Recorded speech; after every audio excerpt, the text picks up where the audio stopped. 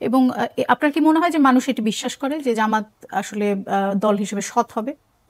মানুষের মধ্যে মোটা দাগে এই ধরনের একটা পারসেপশন আছে। এখানে একটা জিনিস একটু বলে ফেলি, আলাউদ্দিন একটা কথা বলেছিলাম, এটা নিয়ে মন্তব্য করতে চেয়েছি যে আমাদের সাথে যোগ করে, মানে এনসিপির অপরাধ বেশি অপরাধ কিনা, আমার কাছে বেশি অপরাধ মনে হয়। একই অপরাধ বিএনপি করা, আবার অনেকে লিখে দেবেন যে আমি বিএনপি দালাল হয়ে গেছি, একই অপরাধ বিএনপি করা, এনসিপি করা, জামায়াত করা কিন্তু একই না। একটা উদাহরণ দিই, রাজশাহীতে কিছুদিন আগে একটা পুলিশের তালিকা এসছে চাঁদাবাজের 100 জনের বেশি, এর মধ্যে 40-এর বেশি বিএনপি, 6 জন জামাত আছে। এই 6 জন জামাত কিন্তু খুবই, আমি মনে করি, সিরিয়াস আলোচনার দাবি রাখে, কারণ কোন দল তার ব্র্যান্ডিং কি করে, দ্যাট ইজ ভেরি ইম্পর্টেন্ট। জামাতের ব্র্যান্ডিং তো বিএনপি করে দেয়নি, আপনি আমিও করে দেননি। উনি বলেছেন উনি সৎ লোকের শাসন চান, দ্যাট ইজ জামাতস ব্র্যান্ডিং। তো 6 জন যখন এটা করে, দ্যাটস এ প্রবলেম। একই জিনিস এনসিপির ক্ষেত্রে, ওনারা নয়া বন্দোবস্তের কথা বলেন, নতুন রাজনীতির কথা বলেন, তারা অন্য দলের চাঁদাবাজির সমালোচনা করেন। চাঁদা কোথায় তোলা হয়, কোথায় বকরা যায়, এসব নিয়ে তাদের রাজনীতি করছেন যখন, তাদের নেই জায়গাগুলোতে অ্যালার্ট বেশি হতে হবে। সেজন্য পলিটিক্সে অন্তত কোর্টে গেলে অপরাধ সমান, কিন্তু পলিটিক্সের পারসেপশনে কিন্তু এই অপরাধটা রোজ বিএনপির যে সর্বোচ্চ নাম্বার এসেছে সেটিতে কি সেটি সমস্যা নেই, সমস্যা নেই, না সমস্যা নেই, সমস্যা নেই। আমি আরেকটা উদাহরণ দিই, খোলা, কিন্তু জরিপ তো বলছে যে বিএনপির জনপ্রিয়তা গত, আমি জরিপটাকে খুব রিলাই করছি, একটা উদাহরণ দিই পারসেপশন কিভাবে কাজ করে। হ্যাঁ, খুব তাড়াতাড়ি। যারা ক্লিনটনের যখন একটা কেলেঙ্কারি বের হলো, ক্লিনটনের খুব বড় সমস্যা হলো মনিকা লিওনেসের সাথে, খুব সমস্যা হলো। আমেরিকার লোকজন ক্লিনটনকে একদম যে কি হয়ে গেল, আমেরিকান সোসাইটিতে এগুলো নেই তারা, কিন্তু ক্লিনটন এটা করলো।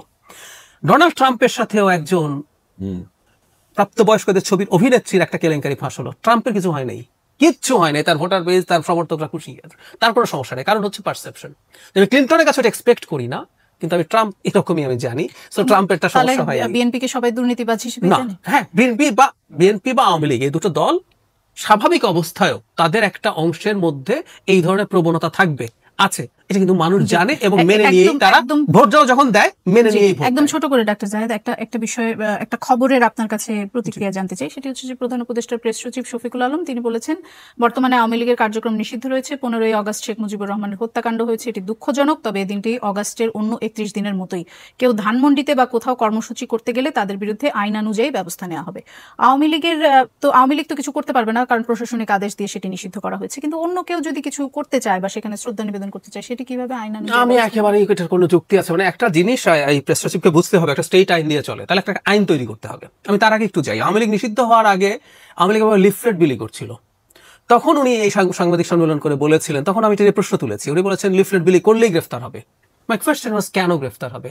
যেমন এখন আওয়ামী লীগের কর্মসূচি নিয়ে যে আইন হয়েছে সন্ত্রাস দমন আইনের যোগ করে, এখন আপনি বলতে পারেন সো 15ই আগস্টে কেউ যদি করে, বা আওয়ামী লীগ না অন্য কেউ, আমি আপনার সাথে একমত যে অন্য কেউ যদি করে, অন্য কোনো জায়গায় যদি করে, এটা পালন করা যাবে না, এটা বলাটা অত্যন্ত স্বৈরতান্ত্রিক মন্তব্য হয়। এটা নিয়ে কোনো, আমরা তো টলারেন্সের কথা বলছি, এই বক্তব্য কি সেটির সাথে যায়? একদমই যায় না, একদমই যায় না। এবং আবারও বলছি, প্রেস সচিবের বুঝতে হবে একটা স্টেট আইন এবং বিধিবিধান প্রয়োজন, একটা আইন তৈরি করেন, একটা অর্ডিন্যান্স তৈরি করতে বেশি সময় লাগে না। যে শেখ মুজিবুর রহমানের এই যে 15ই আগস্টে তার সপরিবারে নিহত হওয়ার ঘটনায় কোনো রকম কোনো আনুষ্ঠানিকতা করা যাবে না, এটা একটা আইন করে। এই আইন নিয়ে বিতর্ক হতে পারে, কিন্তু আপনি যখন আইনের ভিত্তিতে করবেন তখন অন্তত বলতে পারবেন যে আপনি আইন ফলো করেছেন। যেমন ধরুন বিশেষ ক্ষমতা আইন, এটা নিয়ে সমালোচনা আছে, কিন্তু আপনি যখন বিশেষ ক্ষমতা আইনেও কাউকে গ্রেফতার করছেন, আপনি অন্তত কোর্টকে বলতে পারেন আমি একটা আইন ফলো করে কাজটা করেছি, ওটা সমালোচনা আছে।